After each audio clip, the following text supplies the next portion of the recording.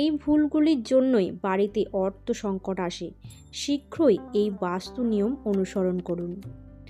1. বাড়িতে তুলসী গাছ এবং ডালিম গাছ থাকতে হবে। এই দুটি গাছ সম্পদের জন্য অত্যন্ত শুভ। তুলসী মাতা জগদম্বার রূপ। যখনই তুলসী গাছ শুকিয়ে যাবে সাবধানে থাকবেন, এটি বিপদ ও সম্পদ ধ্বংসের লক্ষণ। 2. যদি কোনো প্লটে উত্তর পূর্ব কোণ কাটা থাকে, সেই প্লট কখনোই কিনবেন না। এমন বাড়িতে বসবাসকারীরা দারিদ্রতায় ভোগে। একইভাবে যদি টয়লেট উত্তর পূর্বে অবস্থিত হয় তবে দারিদ্র এবং রোগকেও আমন্ত্রণ জানায়। 3. বাড়ির উত্তর দিকে রাখা একটি মাছের ট্যাঙ্ক অ্যাকোয়ারিয়াম সুখ এবং সম্পদকে আমন্ত্রণ জানায়। মনে রাখবেন, মাছের ট্যাঙ্কে জল পরিবর্তন করতে থাকুন এবং মাছের ট্যাঙ্কে মরা মাছ রাখবেন না। 4. প্রতি অমাবস্যায় বাড়ির সমস্ত অপ্রয়োজনীয় জিনিস বিক্রি করে দিন বা বাইরে বের করে দিন। এর ফলে ঘরে শান্তি ও সুখ থাকে এবং আর্থিকভাবে সক্ষম হবেন। অমাবস্যায় নতুন কোনো জিনিস বা পোশাক কেনা থেকে বিরত থাকুন। 5.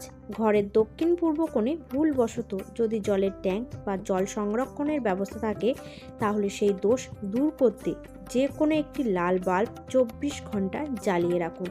এই ত্রুটির কারণে খরচ অনেক বেড়ে যায়। 6. প্রতিদিন বাড়ির মন্দির প্রদীপ জ্বালান। বাড়ির প্রথম রুটি গরুকে আর শেষ রুটি কুকুরকে দিন।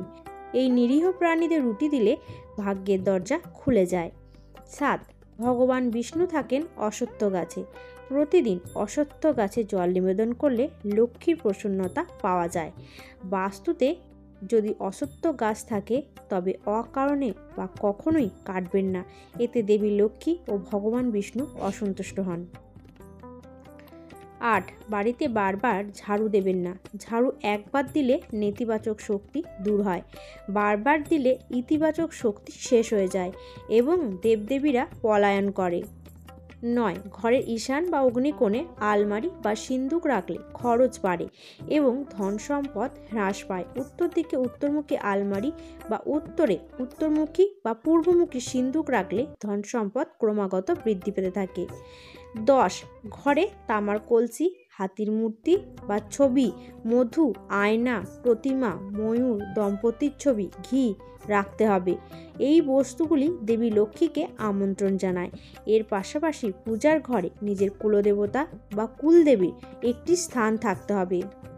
11. যদি কোনো অতিথি বা বিবাহিত মহিলা সন্ধ্যায় বাড়িতে আসেন তবে তাকে সম্মান করুন এবং জল পান করান, এটি মা লক্ষ্মীর আগমনের লক্ষণ। 12. উত্তর পূর্বে অবস্থিত রুমের দরজা পূর্ব বা উত্তর দিকে রাখলে অর্থের অভাব হয় না। 13. ঘরের মাঝামাঝি খালি রাখতে হবে, এটা ব্রহ্মস্থান।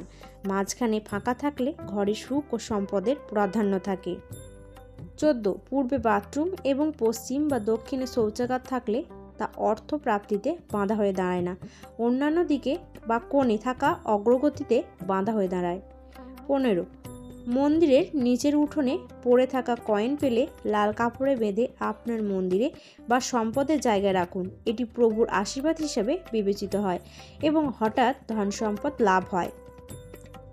এবং সর্বশেষ যে জিনিসটি সেটি হলো, বাড়ির প্রধান মহিলা সকালে স্নান করার পরে প্রতিদিন মুখ্য দরজা চৌকাঠে বিশুদ্ধ জল দিয়ে ধুয়ে দিন।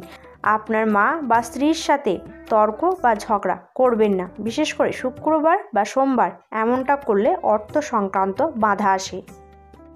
বন্ধুরা, তথ্যগুলি ভালো লাগলে ভিডিওটি লাইক করুন এবং এরকম ভিডিও প্রতিদিন দেখার জন্য চ্যানেলটিকে সাবস্ক্রাইব করে নোটিফিকেশন বেল আইকনটি অন করে রাখবেন।